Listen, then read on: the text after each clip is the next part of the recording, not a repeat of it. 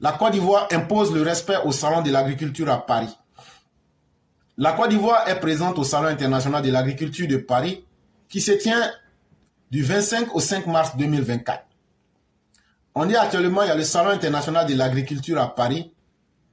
Ça a commencé avant-hier, le 25 février, et puis ça va finir le 5 mars 2024. Comme chaque année, la Côte d'Ivoire s'est retrouvée là-bas. L'occasion pour le pays de mettre en lumière l'étendue de son savoir-faire agricole. On dit quand ils sont partis là-bas à Paris, là, ils vont aller montrer notre expérience en matière agricole, notre savoir-faire en matière d'agriculture. Selon le ministre ivoirien de l'Agriculture, les producteurs ivoiriens exposent les performances du secteur à travers dégustation, vente et animation. Il dit les gens qui sont partis là-bas, là, Adjumani était dedans. Et ceux qui sont partis montrer au reste du monde, ils ont fait ça comme sous forme de nourriture, sous forme de vente d'objets et puis d'animation pour montrer ça aux gens. L'objectif est de faire rayonner l'agriculture ivoirienne en plus du cacao emblématique du pays. Ils disent donc qu'ils sont en train de faire la promotion de l'agriculture de la Côte d'Ivoire et que le cacao même qui est le symbole même de la Côte d'Ivoire, c'est sur cela donc que les uns et les autres se basent pour faire la promotion, la publicité de la Côte d'Ivoire. C'est l'opportunité pour la Côte d'Ivoire de montrer son économie et son savoir-faire à la France, a déclaré Gisèle Yali, une exportatrice ivoirienne présente au salon. Et donc, il y a une dame là-bas, là, elle s'appelle Gisèle Yali. Elle fait de l'exportation en direction de la France. Elle dit, grâce à ce salon-là, c'est une opportunité pour la Côte d'Ivoire de montrer son économie et son savoir-faire à la France. Le pays souhaite également mettre en avant ses avancées en matière de recherche et d'innovation. Et donc la Côte d'Ivoire veut aussi montrer qu'elle a fait des avancées, qu'elle a fait des progrès en matière de recherche et de changement, de transformation dans le domaine agricole. La Côte d'Ivoire s'impose comme une puissance agricole en Afrique. Premier producteur mondial de cacao, elle se classe ainsi parmi les premiers pour l'huile de palme, le caoutchouc, la noix de cajou. Et donc, finalement, l'article nous dit que la Côte d'Ivoire est une puissance agricole en Afrique à travers la production du cacao, à travers la production de l'huile de palme, à travers la production du caoutchouc à travers l'EVA et puis aussi la noix de cajou. Et c'est là que l'article prend fin. Très bel article, mais je dis que cet article-là, je ne suis pas d'accord avec ce qui est dit dedans. Parce que je l'ai dit, l'objectif, ce n'est pas... Je vous ai déjà expliqué l'article. Mais si c'était pour vous expliquer, là, tout le monde sait lire. Et tout le monde peut comprendre à sa manière. Et de la manière tu comprends quelque chose, c'est comme ça.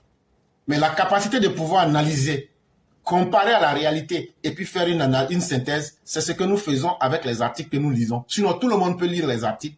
Mais la manière de les interpréter, c'est ça qui fait la différence. Je ne suis pas du tout d'accord avec cet article. Dans l'article, vous aurez entendu, la Côte d'Ivoire est une puissance agricole. Dans le dernier paragraphe, c'est faux. La Côte d'Ivoire n'est pas une puissance agricole. La Côte d'Ivoire est une puissance agricole coloniale. Ça veut dire quoi? Le modèle que les Occidentaux ont mis en place depuis 1960, là, c'est ce que nous continuons de faire. On produit les cultures d'exportation, le cacao, la noix de cajou, l'huile de palme, etc. Mais une vraie puissance agricole qui se respecte maîtrise d'abord ce qu'elle-même produit pour manger. À un moment, il faut arrêter de mentir aux gens. La Côte d'Ivoire, c'est une honte que nous nous retrouvions au Salon de Paris. Que M. Adjumani nous dise quels sont les résultats pratiques qu'il peut nous dire aujourd'hui si nous considérons vraiment que la Côte d'Ivoire est une puissance agricole. Que M. Adjumani nous dise aujourd'hui, est-ce que nous sommes un pays autosuffisant alimentairement parlant?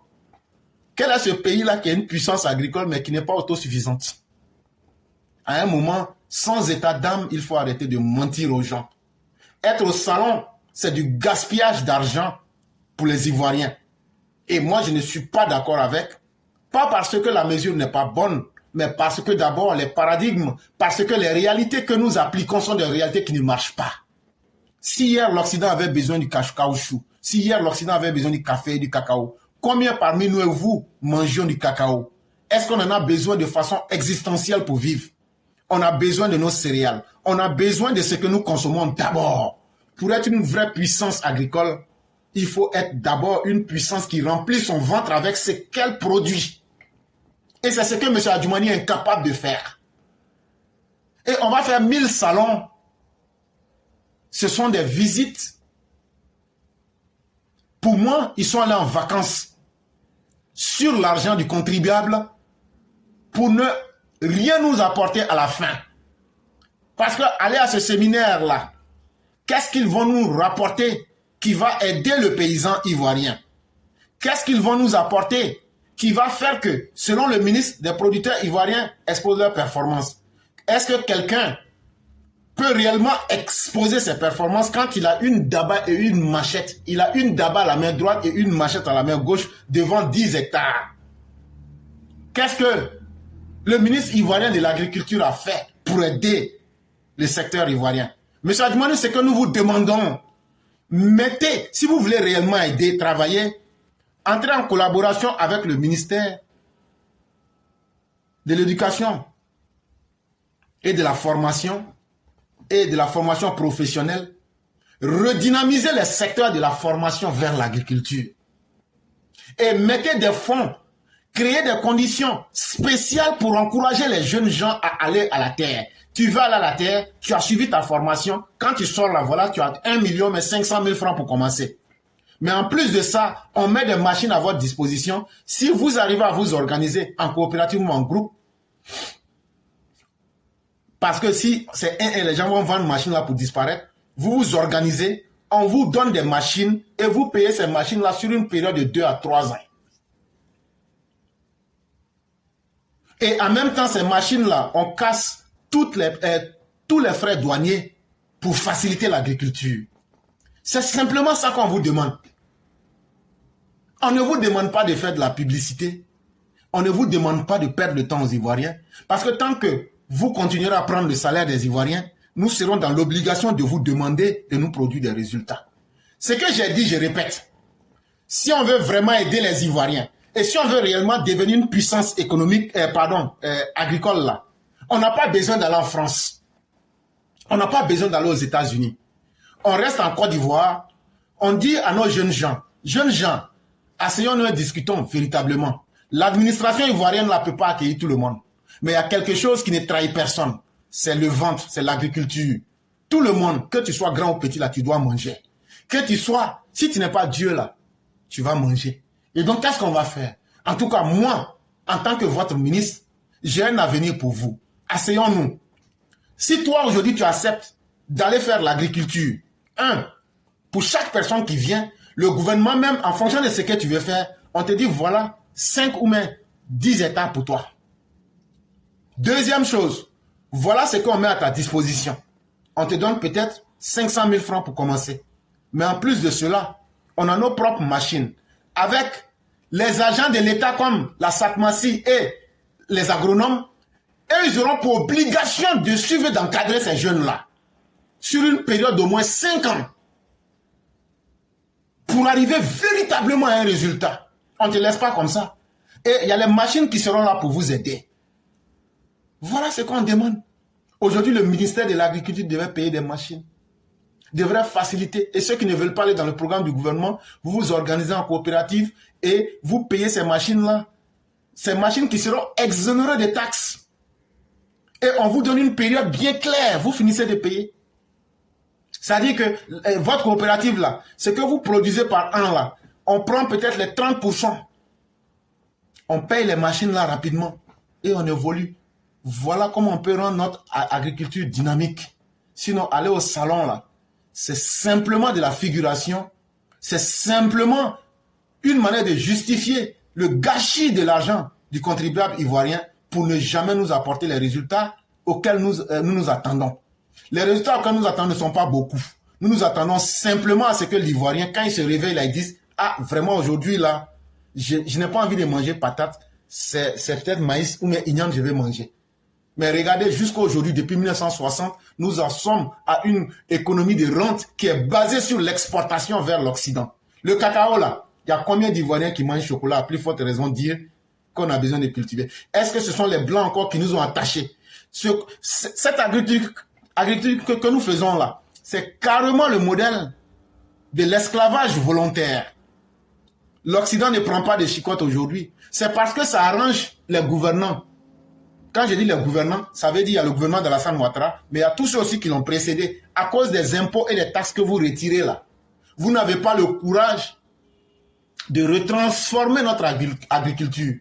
Parce qu'une fois que vous prenez déjà vos impôts et vos intérêts en termes de taxes, vous vous en foutez du reste. Mais la réalité, c'est que les Ivoiriens sont en danger alimentaire parce que nous ne pensons pas à nous-mêmes et nous ne pensons pas à produire ce qui va nous aider demain.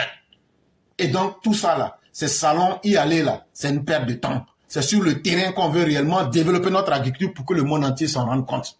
Et dans l'article, j'ai vu encore quelqu'un qui disait que la France, voilà, l'occasion pour la Côte d'Ivoire de mettre en lumière l'étendue de son savoir-faire agricole. Ce n'est pas la phrase qui m'intéressait. Ils ont dit que la France connaît quelque chose. Selon le ministère ivoirien, des producteurs ivoiriens exposent leur performance à travers la vente des stations. Le pays souhaite. Ils ont dit quelque chose du genre, les Français même, comme si les Français connaissent. Bon, vous attendrez que je relise l'article pour retrouver la phrase. La Côte d'Ivoire est présente au Salon international de l'agriculture de Paris, qui se tient du 25 au 5 février. L'occasion pour le pays de mettre en lumière l'étendue de son savoir-faire. Selon le ministère de l'Agriculture, les producteurs ivoiriens exposent leurs produits dans les secteurs de dégustation, vente et animation. L'objectif est de faire rayonner l'agriculture en plus du cacao emblématique. C'est l'opportunité pour la Côte d'Ivoire de montrer son économie et son savoir-faire. Voilà, c'est la phrase que je recherchais. C'est l'opportunité pour la Côte d'Ivoire de montrer son économie et son savoir-faire à la France, a déclaré Gisèle Yali. C'est vrai que ce n'est pas une officielle, c'est une exportatrice ivoirienne. Vous pensez que mais c'est l'économie coloniale là, que la France a imposée là, c'est ça qu'elle a toujours. Donc, on n'a même pas besoin d'aller leur présenter. Eux connaissent ça déjà.